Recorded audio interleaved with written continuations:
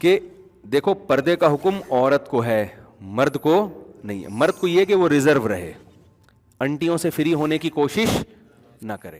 کسی نے سلام کر لیا تو تمیز سے جواب دے دیا جائے. اس میں پھر آپ کا یہ جو ایٹیٹیوڈ ہے نا کہ فتنہ ہوگا اور میں نہیں سمجھے گی کہ پتہ نہیں یہ سارے مولوی ہی ٹھرکی ہوتے ہیں، انہی کو بہت زیادہ فتنے کا اندیشہ ہے، باقی تو سلام دعا کر کے نکل جاتے ہیں. پہلے زمانے میں جب پردے کا ماحول تھا نا تو لڑکی کا سلام کرنا ہی غلط سمجھا جاتا تھا، وہ واقعی غلط تھا. اب جب پردے کا ماحول نہیں ہے تو یہ ایک نارمل روٹین کا حصہ بن چکا ہے. آپ جہاز میں جاتے ہو، ایئر ہوسٹس آتی ہے، سر کیا چاہیے آپ کو، آپ یوں بولو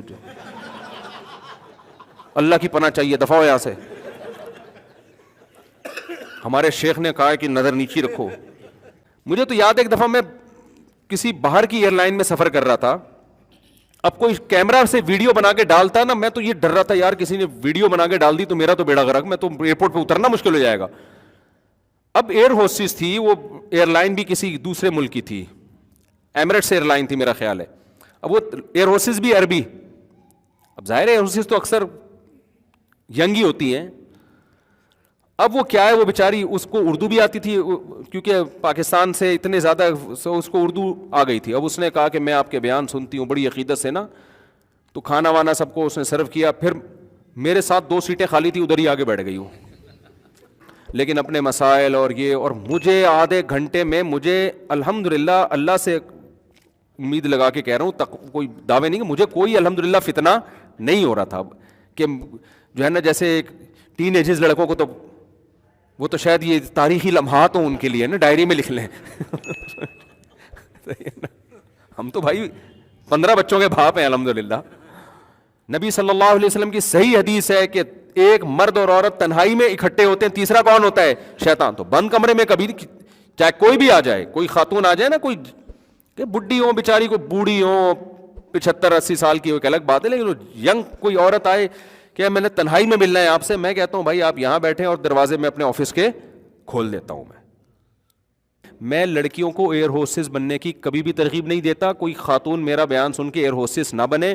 مجھے یہ جاب اچھی نہیں لگتی، شریعت کو اچھی نہیں لگتی کہ اتنے مردوں میں آپ سرو کر رہی ہو. میں اس کو پروموٹ نہیں کر رہا، میں بتا رہا ہوں کوئی بھی کر رہی ہے کسی مجبوری سے یا خوشی سے، لیکن اس میں اگر ایک عیب ہے تو 20 اس میں خوبیاں بھی بولو نا ہوں گی، 20 خوبیاں بھی ہوں گی. تو آپ نے اس سے ایسا، پھر ایسے موقع پہ کوئی مجھے کہے گا یہ دیکھو لبرل لوگ ہیں انٹی کے ساتھ بیٹھے ہوئے ہیں.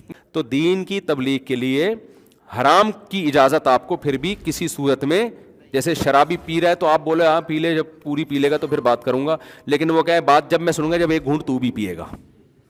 اب اگر آپ اتنے براڈ مائنڈڈ بن گئے کہ اس کو خوش کرنے کے لیے آپ نے کہا چلو ایک گھونٹ میں بھی پی لیتا ہوں، یہ براڈ مائنڈڈ نہیں ہے، یہ آپ نے شریعت کا بیڑا غرق، آپ نے اللہ کی حدود کو کیا کر دیا، کراس نہیں ہے.